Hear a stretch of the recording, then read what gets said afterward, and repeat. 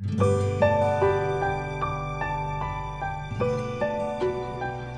Students, welcome to my YouTube channel Study On. और आज हम पढ़ेंगे West Bengal Board of Secondary Education के क्लास 8 का इंग्लिश का लेसन 2 क्लाउड्स रिटन बाय इंतजार हुसैन। तो हमने अपने लास्ट के वीडियो में इसका फर्स्ट पार्ट पढ़ा था और इस वीडियो में हम इसका सेकेंड पार्ट पढ़ेंगे। तो आइए स्टार्ट करते हैं।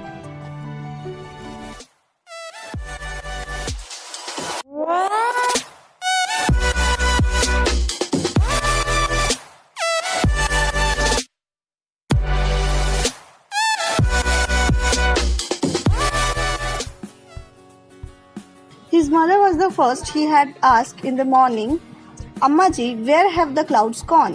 तो उसकी माँ वो प्रथम इंसान थी, वो प्रथम महिला थी जिससे उसने सुबह में पूछा था कि अम्मा जी क्लाउड्स यानी बादल कहाँ गए। तो अम्मा जी वो अपनी माँ को अम्मा जी कह के बुलाता है। Who's gone where? अम्मा जी said if he had asked an exceptionally stupid question. तो उसकी अम्मा जी कहती है, वैसे ही अमेज होके जैसे बाकी सारे लोग अमेज हुए बाद में, वैसे ही वो भी आश्चर्य होके कहती है कि कौन कहाँ गया। और ऐसा करती है, मतलब ऐसा अपना एक्सप्रेशन दिखाती है जैसे कि उनसे बहुत ही ज्यादा मूर्खता भरी सवाल पूछ लिया गया है। तो एक्सेप्शनली स्टूपिड यानी बहुत ही ज्यादा मूर्खता भरा। तो स्टूपिड का मतलब होता है मूर्ख, वेरी स्टूपिड का मतलब होता है उससे ज्यादा मूर्ख या बहुत ज्यादा मूर्ख, और एक्सेप्शनली स्टूपिड का मतलब होता है बहुत ही ज्यादा मूर्ख यानी जो एकदम अव्वल दर्जे का मूर्ख। तो इस तरह का सवाल उनसे पूछ लिया गया है, ऐसे वो करती है। क्लाउड्स, तो फिर से वो कहता है कि हाँ बादल। Clouds, have you lost your mind boy? Hurry up now, wash quickly, eat your breakfast and go to school. फिर उसकी माँ जवाब में कहती है कि क्या तुम अपना दिमाग खो चुके हो?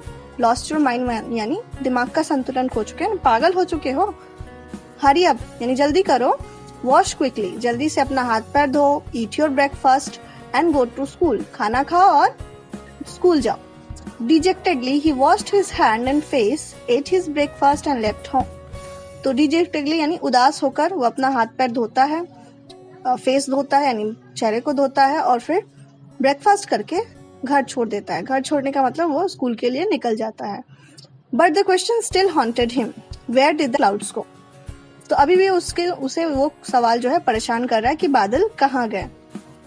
हॉन्टेड का मतलब होता है डरावना, लेकिन यहाँ पे हॉन्टेड का मतलब है परेशान करना। तो अभी भी उसको ये क्वेश्चन जो है परेशान कर रहा है कि क्लाउड्स कहाँ गए।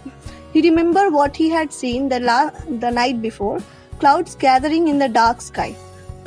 तो उसे अभी भी याद है कि उसने पिछली रात को क्या देखा था। पिछली रात यानी अभी जो दिन है उससे पहले वाली रात को उसने क्या देखा था। उसने जो देखा था उसे अभी भी याद है कि आसमान में बादल जो है जमा हो रहे, गैदरिंग होना यानी जमा होना इन the dark sky. Dark sky कहने का मतलब रात के आसमान में, एकदम काले आसमान में बादल आके जमा हो रहे हैं। But when he went to sleep the sky was clear and full of stars. लेकिन जब वो सोने जाता है तो उस वक्त वो स्काई को देखता है, उस वक्त आसमान पूरा साफ हो जाता है और पूरा तारों से भर जाता है। When he awoke again, he had no idea of time. All he knew was it was the middle of the night. तो जब वो फिर से जगता है तब उसे समय का कुछ ख्याल नहीं होता, कोई आइडिया नहीं होता कि अभी कितना बज रहा है, लेकिन इतना याद होता है कि ये एकदम मिडिल नाइट यानी एकदम बीच हो रहा है, रात एकदम लगभग 12 साढ़े 12 बजे का टाइम है। Up there in the sky, the clouds were rumbling. और आसमान में क्या हो रहा है, क्लाउड्स जो है रंबलिंग कर रहे हैं। रंबलिंग करना यानी गरगराना। क्लाउड्स फिर से जमा हो गए हैं और सब क्लाउड्स मिलके गरगरा रहे, आवाज कर रहे हैं। In occasional flashes of lightning they were dense and black.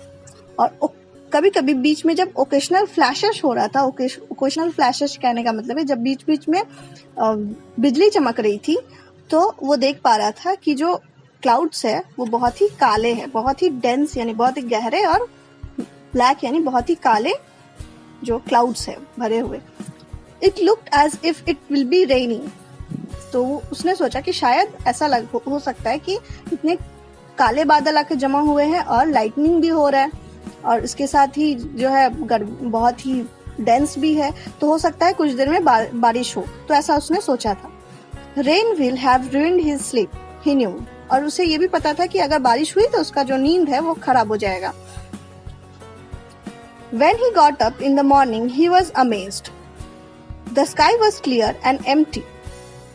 Not a trace of rain in the courtyard. लेकिन जब वो सुबह में जब वो उठता है तो वो देख के आश्चर्य हो जाता है कि स्काई, आसमान पूरा क्लियर हो चुका है, एकदम खाली है और कोई बादल नहीं है वहाँ. Not a trace of rain in the courtyard, यानी बारिश का एक छोटा सा अंश भी नहीं है वहाँ पे पूरे कोर्टयार्ड में, यानी पूरे आंगन में वो घूम लेता है लेकिन कहीं भी उसको एक बूंद तक दिखाई नहीं देता जिससे उसे पता चले कि कल रात बारिश हुई थी. He was surprised and saddened. The clouds had moved across the sky without shedding a drop of rain. तो वो जो है मायूस भी हो जाता है. सैडेंड यानी मायूस हो जाना, सरप्राइज्ड यानी आश्चर्य हो जाना. तो वो आश्चर्य और मायूस होके जो है सोचने लगता है कि क्लाउड्स जो है, कल रात को ही मैंने स्काई में क्लाउड देखा. पहली बार उसने जब देखा तो बहुत सारे बादल थे. दूसरी बार उसने जब सोने के वक्त देखा तो उस वक्त क्लाउड्स नहीं थे. और फिर जब वो बीच रात में उठता है तो उसको जो है बहुत ही रंबलिंग करता हुआ क्लाउड्स, यानी बहुत ही आवाज करता हुआ लाइटनिंग के साथ क्लाउड्स दिखता है, जिससे वो अनुमान लगाता है कि थोड़े दिन में ही जो है बारिश होगी. लेकिन सुबह जब वो उठता है तो उसे बारिश का एक थोड़ा सा अंश भी नहीं दिखाई पड़ता, जिससे वो एकदम सैड हो जाता है और सोचने लगता है कि बिना बारिश किए हुए सारे बादल जो है कहाँ गए. And it saddened him to think that he had fallen asleep. और ये बात भी उसे बहुत दुखी कर देती है कि काश वो रात को नहीं सोया होता. ठीक है, उसका नींद पड़ जाना ही जो है उसे बादलों से दूर लेके चला गया. यानी अगर वो नहीं सोया होता तो शायद वो रात भर बादल को देखा होता और उसको बारिश करते हुए देखा होता. Had he stayed awake, perhaps the cloud would have not disappeared like that. तो वही, अगर वो जगा होता तो शायद बादल जो है गायब नहीं होते. डिसअपियर होना यानी गायब होना. तो अगर वो जगा होता तो बादल गायब नहीं होते इस तरह अचानक से. It would have been the season's first rainfall. ये शायद इस सीजन का, यानी बरसात का सीजन है और इस सीजन का सबसे पहला बारिश होता. The month of the rains was slipping away. बारिश का मौसम धीरे धीरे जा रहा है. स्लिपिंग अवे यानी चले जाना. ठीक है, तो बारिश का मौसम अभी चला जा रहा है. He looked up once again at the skies. वो दोबारा से एक बार स्काई के तरफ, आसमान के तरफ देखता है. Not a single patch of cloud. उसे जरा सा भी एक भी क्लाउड उसे आसमान में नहीं दिखाई देता. The sun beat down on his head from a clear sky. और जो है सन यानी सूरज जो है एकदम बहुत ही तेज होके उसके सर के ऊपर चमक रहा हुआ होता है. यानी आसमान में उसे दिखाई देता है तो सूरज जो कि बहुत ही ज्यादा गर्म है. In the fierce heat he walk between the fields. और इतनी फियर्स हीट, इतनी जो तपती हुई गर्मी में वो फील्ड्स के बीच से होके चला जा रहा है. फील्ड्स यानी जो खेत होते हैं, खेतों के बीच से होके वो चला जा रहा है. His body was on fire, his throat dry. उसका जो शरीर है वो एकदम गर्म हो चुका है, यानी एकदम पसीने से भर चुका है और उसका गला सूख चुका है. After crossing several fields, he saw a large tree in whose shade a Persian wheel turned gently. तो बहुत सारे ऐसे फील्ड्स क्रॉस करने के बाद, बहुत सारे ऐसे जो खेत है वो पार करने के बाद वो देखता है एक बड़ा सा पर्शियन व्हील. पर्शियन व्हील क्या होता है? पर्शियन व्हील एक तरह का उपकरण है जो कि बहुत सारी जगह में फील्ड्स के बीच में, खेतों के बीच में लगाया जाता है, खेतों में पानी देने के लिए. एक तरह का उपकरण जो कि गोल चक्के के समान चलते रहता है हमेशा. उसमें बहुत सारी बाल्टियां लगी रहती है, बाल्टियां या डब्बे लगे रहते हैं गोल करके, जो कि हमेशा पानी देते रहते हैं. ज्यादातर ये कुओं के ऊपर जो है लगा रहता है. तो ऐसे एक अरेंजमेंट को, ऐसे एक तरह के मशीन को पर्शियन व्हील कहते हैं, जो कि ज्यादातर पानी उठाने का काम करता है. तो ऐसे पर्शियन व्हील को वो देखता है. It was like he had reached an oasis in the middle of a desert. तो ऐसा लग रहा था उसे कि वो एक ओएसिस में पहुंच गया है.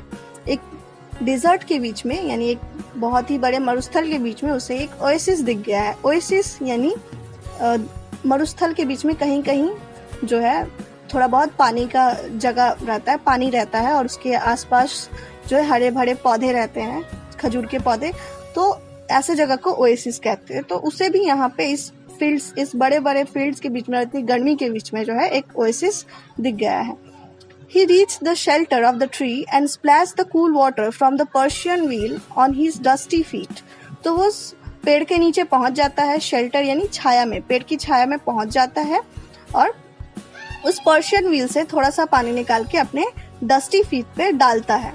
Splash the cool water, splash यानी उठाना, अपने हाथों में उस पानी को उठा के, पर्शियन व्हील के पानी को उठा के अपने डस्टी फीट में, जो कि धूल भरे रास्तों से वो होके आ रहा था तो उसके पैरों में पूरे धूल भर गए थे, तो अपने धूल भरे पैरों में पानी डालता है.